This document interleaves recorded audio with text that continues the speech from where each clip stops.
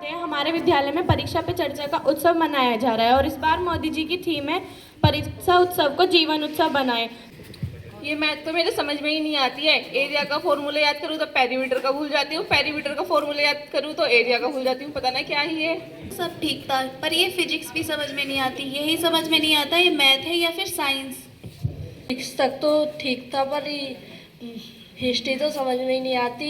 राजाओं के सन याद करो तो मैं अपने ही सन भूल गई। और केमिस्ट्री में तो यही समझ में नहीं आता कि केमिस्ट्री को केमिस्ट्री क्यों कहा जाता है, केमिस्ट्री क्यों नहीं कहा जाता। इंग्लिश तो बड़ी बेकार लगती है। कहीं किसी दिन एग्जाम में सिक लीव की एप्लीकेशन लिखते कहीं मैं खुद सीखना हो जाऊँ। फिजिक्स केमिस्ट्री तक तो फिर भी ठीक था, अब ये हिंदी पता नहीं कब से समझ में नहीं आती।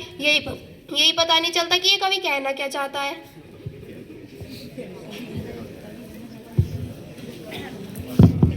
अरे दोस्तों, क्यों परेशान हो रहे हो?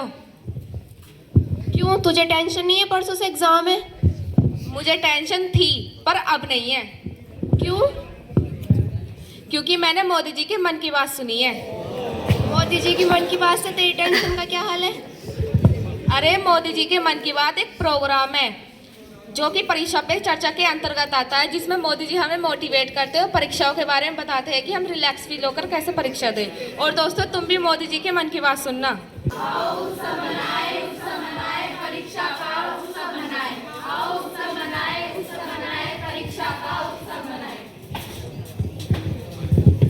तो जैसा कि आप सभी ने देखा, पहले तो सभी बच्चे बहुत ज़्यादा टेंशन में थे कि उनका एग्ज़ाम कैसे होगा और सभी अपने अपने सब्जेक्ट को लेकर, किसी का मैथ था, किसी का केमिस्ट्री, किसी का फिजिक्स, सभी का कुछ ना कुछ रह ही गया था।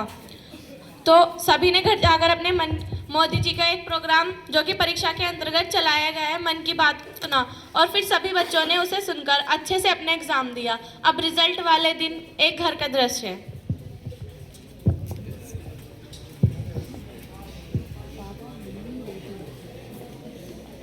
अरे ये अनंत को देखना, आज बिना बोले ही चला गया।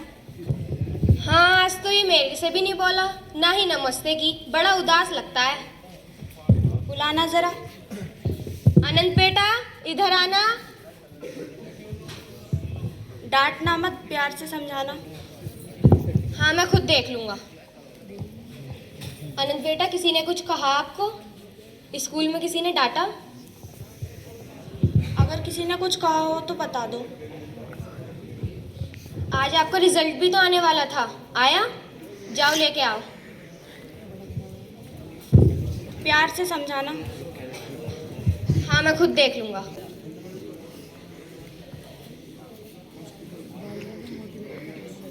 बेटा, कौन सी रैंक है आपकी? 39। क्लास में बच्चे कितने हैं? 40। बेटा, आपकी क्लास में कोई फर्स्ट भी आता होगा? जैसे फर्स्ट वाले को डर रहता है कि उसकी सेकंड ना आ जाए, उसकी एक घट ना जाए, वैसे तुम भी तो अपनी रैंक बढ़ा सकते हो। मैं आपको प्रेशराइज नहीं कर रहा हूँ कि आप फर्स्ट ही लाओ अपनी रैंक। आप इस वक्त आपकी रैंक 39 है, तो अब आपकी रैंक अगली बार 27 भी आ सकती है। तो अब आप अगली बार और मेहनत करना, ठीक है? जाओ। मुझे तो लगा था आप डांटोगे, पर आपने तो प्यार से समझाया। बच्चे को डांटने से क्या होता है? बच्चा प्रेशराइज में आके कुछ और भी कर बैठता है, गलत कदम उठा सकता है। बच्चे को प्यार से समझाना चाहिए। आप ठीक कह रहे हो। तो जैसा कि आप सभी ने देखा, अनंत की अपनी क्लास में 39 रैंक होने के बावजूद भी उसके पिताजी ने उसे कुछ नहीं कहा, बल्कि प्यार से समझाया। हमें बच्चों को प्रेशराइज नहीं करना चाहिए, बल्कि उन्हें प्यार से समझाना चाहिए। धन्यवाद।